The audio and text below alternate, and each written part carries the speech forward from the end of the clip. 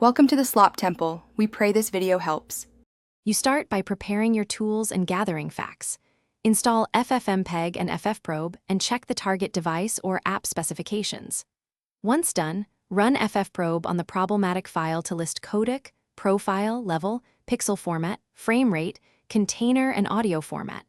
You want to know exact mismatches so you can pick conversion targets. Make sure to record max supported resolution and codec level. These details determine the conversion settings you will use immediately. Now you perform the conversion with precise FFmpeg flags so the file matches the device limits.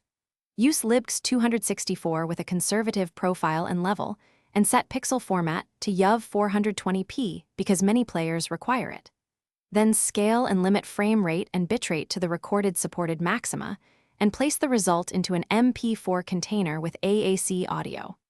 Once the command finishes, test the output locally. If playback is successful, you've removed the unsupported configuration at the source. Finally, you verify the fixed file on the actual device or service. Upload or sideload the new MP4, clear the app cache or restart the player, and confirm smooth playback.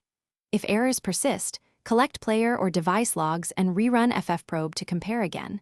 Then try a lower profile, lower level, or reduced bitrate because some hardware decoders are stricter than specs indicate.